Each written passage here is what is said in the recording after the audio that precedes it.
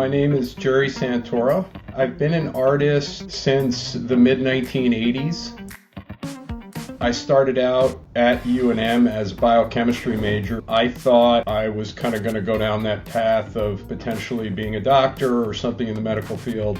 As I started to get deeper and deeper into the program and learn what these actual research doctors did, I became incredibly concerned that I was going to be super bored. So I enrolled in a photo class. The final project for the class was painting on these collages.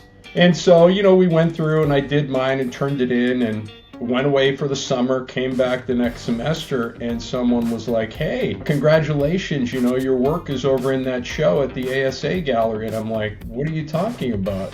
I went in and talked to her and I said, "Well, somebody said my piece is in the show." And she said, "Yeah, I submitted it. I knew you wouldn't do it on your own." So that was kind of the beginning, and I never really turned back.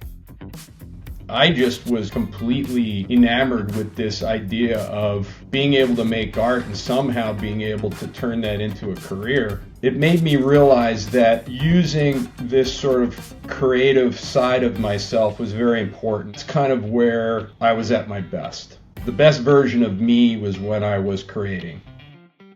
And so when I talk about myself and my work now, I prefer to call myself an image maker versus a painter, even if I am doing a straight up painting, because I don't necessarily know that I approach painting like most painters do. I think I approach it more like a photographer. I'm building something.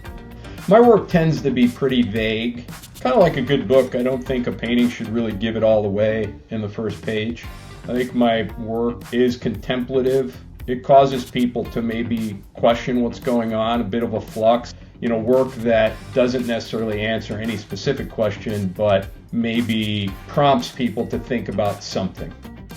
Typically, when I'm starting or going down to the studio to get things moving, gotta have a really strong cup of coffee. I really do enjoy talking to people. A lot of the ideas for my paintings just come from discussions. Somebody might say something, and it's just the way that the words, the description, I'm like, wow, that's a painting.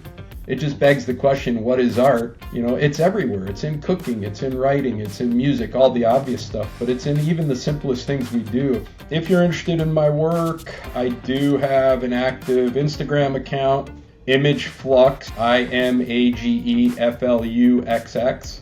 And I do have a website, imageflux.com.